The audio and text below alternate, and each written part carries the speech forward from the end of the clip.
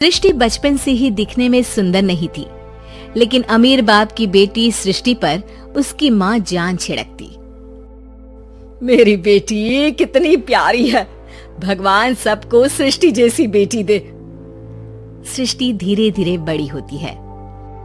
एक दिन सृष्टि की सहेली कहती है, तू दिखने में कितनी अजीब सी है, लेकिन मैं जानती हूँ हम सब में सबसे अच्छी शादी तो तेरी ही होगी। तेरे पापा अमीर जो हैं।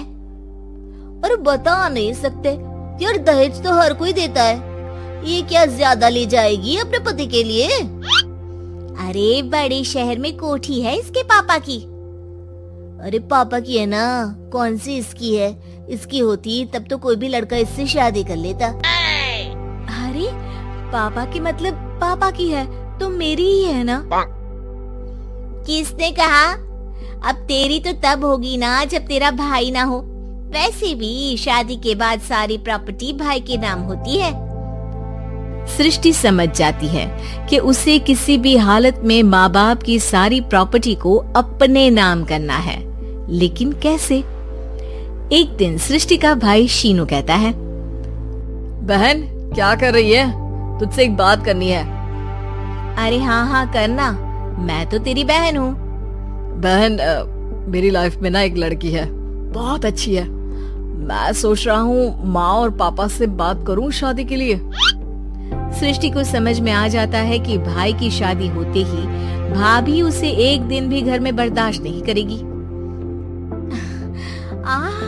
क्या बात है भाई, बताना कौन है वो? यार वो बहुत अच्छी लड़की है, पढ़ी लिखी है, मेरे साथ जॉब भी करती है। बस एक प्रॉब्लम है। हाँ प्रॉब्लम? क्या प्रॉब्लम है भाई? यार वो शादीशुदा है, लेकिन उसके पति ने उसे सिर्फ इसलिए छोड़ दिया क्योंकि उसके माँ बाप दहेज नहीं दे पाए। सृष्टि ये सुनकर न जाने क्यों खुश हो जाती है। अरे भाई तो क्या हुआ, लड़की तुझे तो पसंद है ना? शीनू को लगता है कि बहन उसे समझ रही है। वो इस बात से अनजान होता है कि उसकी बहन की मंशा पूरा घर हड़पने की है। सृष्टि अपनी माँ से कहती है, मम्मी मुझे तो बहुत चिंता है, पता है शीनू क्या कर रहा है?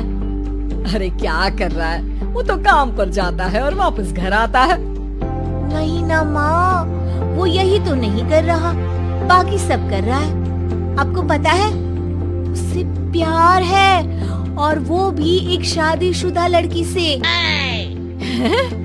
ये क्या हो गया? मैं सोसाइटी में क्या मुंह दिखाऊंगी? अरे तेरे पापा तो यही कहेंगे कि मैंने ही उसे बिगाड़ दिया है। माँ देखो, मेरी बात मानो, पापा पर भी विश्वास करने की जरूरत नहीं है। अब आप ही बताओ, पापा इतनी देर घर के बाहर रहते हैं क्यों? बोलो। अरे बेटा वो तो नौकरी करते हैं ना। तू बहुत भोली है माँ, पापा का ऑफिस तो 7 बजे खत्म हो जाता है, लेकिन देखो कितनी देर से आते हैं। अरे नहीं बेटा, ऐसी कोई बात नहीं है।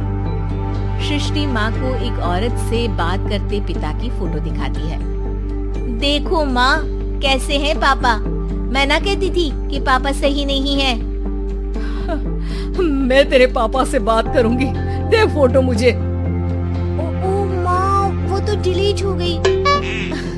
लेकिन चल, तूने तो देख लिया ना, पापा से बाद में बात कर लेना। और हाँ, मेरा नाम बिल्कुल मत लेना। हाँ माँ। अब क्या था, सृष्टि के माँ और पिता के बीच झगड़ा होना शुरू हो जाता है।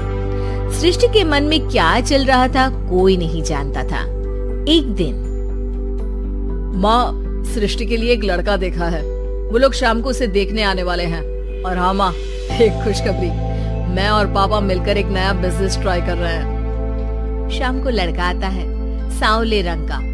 सृष्टि को तो बिल्कुल भी पसंद नहीं आता।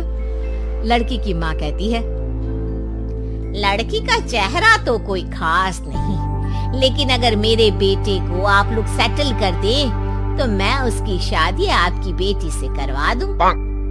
सृष्टि को लड़का बिल्कुल पसंद नहीं था। उसे भाई पर गुस्सा आ जाता है। लड़के वालों के जाने के बाद कहती है, माँ देखा शीनू मेरे लिए कैसा लड़का लेकर आया, न दिखाने लायक न सुनने लायक, सेटल भी नहीं, वो भी हम करे। अरे माँ मैं जानती हूँ ये मेरी शादी किसी भी घर में क्यों करवाना चाहता है? अरे कैसी बात कर रही है बहन, तूने तो देखा ना, लड़के को मैंने ही मना कर दिया तुझसे शादी के लिए। जिसने लड़का बताया था उसने उसकी बहुत तारीफ की थी। बात आई गई हो जाती है, लेकिन सृष्टि का मन शांत नहीं होता।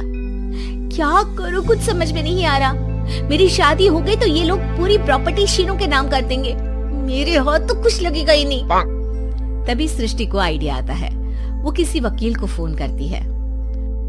जी देखिए, अगर आपके मम्मी पापा का तलाक हो जाता है तो आपके पिता की आधी प्रॉपर्टी आपकी माँ के नाम हो जाएगी, फिर उसे वो किसी को भी दे सकती है। सृष्टि अब माँ को बेटे के खिलाफ भरती है। माँ, शीनू पर नजर रखा करो। वो जिस लड़की के प्यार में है ना, वो शादीशुदा है। यहाँ आएगी, सारा पैसा, रुपया, जमीन, जायदाद सब हड़प लेगी। पापा का भी हाल तुमसे छुपा नहीं है। ऐसा ना हो कि मैं और आप एक दिन सड़क पर भीख मांगे। हे भगवान, मैं तो जीते जी मर जाऊंगी अगर ऐसा हो गया तो। ऐसा हो गया नहीं माँ, ऐसा ही होगा। अभी समय है, आगे का सोच लो। मैं तो कहती हूँ पापा से आधी प्रॉपर्टी लेकर अलग हो जाओ। पापा की आधी प्रॉपर्टी भी हम लोगों को अगर मिल जाती है ना, तो अगले 7 जन्म सफल समझो। बेचारी माँ बेटी के कहने पर पति से तलाक लेकर अलग हो जाती है। सृष्टि अब पैसों से गाड़ी और अपने दूसरे महंगे शौक पूरे करने लगी। उसके दोस्त भी उसके पैसे इस्तेमाल करते। सृष्टि, कल तुम कहाँ थी? मैं सारा दिन घर पर अकेली थी। तो मैं क्या करूं? मैंने ठेका तो नहीं लिया है ना तुम्हें संभालने का। माँ को सृष्टि से ये उम्मीद नहीं थी। वो बैठकर रोने लगती है। वहीं उसका पति यानी कि सृष्टि के पिता आ जाते हैं। मैं जानता था कि तुम्हारा यही हाल होगा, तो आपने मुझे रोका क्यों नहीं? मैं रोकता तो तुम रुकती क्या? सृष्टि के कहने पर तुमने मुझ पर, अपने बेटे पर शक किया, लेकिन तुम ये भूल गई कि कैसे हम दोनों ने मिलकर जीवन में इतना सब खड़ा किया। माँ पति के गले लग जाती है। मुझे माफ कर दीजिए, मैंने आपकी कमाई का एक बड़ा हिस्सा गवा दिया। कोई बात नहीं, तुम साथ हो तो मैं ऐसी 7 प्रॉपर्टी खड़ी कर दूंगा। तभी वहां सृष्टि आ जाती है रोते हुए। माँ, मयंक ने मुझे छोड़ दिया। वो बोल रहा था जब तक मेरे पास पैसे थे तब तक ही वो मेरे साथ था। पापा, माँ, मुझे माफ कर दीजिए।